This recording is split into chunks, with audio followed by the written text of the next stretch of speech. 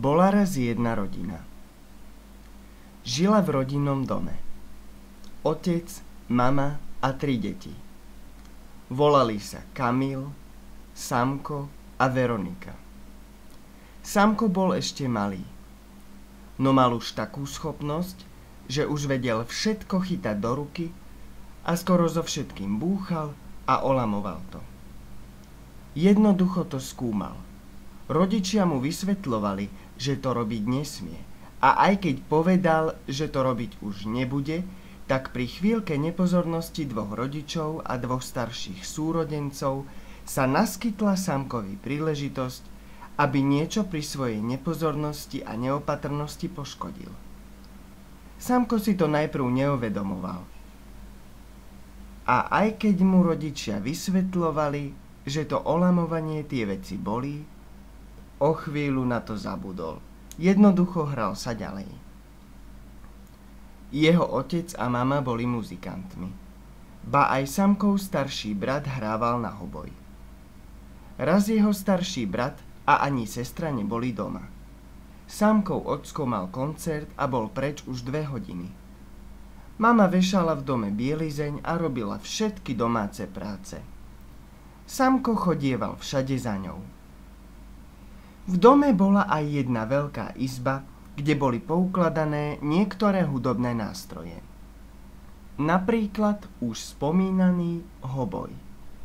Tie boli dokonca 2. Ďalej husle, viola, violončelo. Vedľa nich na kolíku zavesená bývala ešte pani gitara. Raz išiel Samko pomáhať mame s upratovaním znovu. Hudobné nástroje utierala mama ako posledné. Dávala z nich dolu na nosy prachu. A prečo sa musia aj nástroje utierať, mami? Preto, aby tam nebol prach a aby sa na ne dobre hralo, aby mohli dýchať. Vysvetlila mama synovi. Samko mal na jazyku toľko tých svojich prečo, že ich jeho mama len ťažko rátala. Veď vieme, aké sú malé deti, no nie? A nesmiem zabudnúť dodať, že okrem tých 2 hobojov boli medzi nástrojmi aj 2 kontrabasy. Mali hrubé basy a hrubé hlasy. A viete, kto sa ku kontrabasu hlási? Ten pán, čo na kontrabas slákom vyhráva si. Kontrabasista hovorieva si. A niekedy, aby bolo veselo, pridá sa ku kontrabasu i violončelo. Tí 2 páni veselo si hudú. Hrajú a hrajú a hrajú, až sa z toho smejú. Mama už mala bielizeň skoro povešanú, keď zazvonil ocko a s ním prišli aj Samkovi súrodenci. Otecko sa vracal z koncertu a Kamil a Veronika sa vrátili z lesa.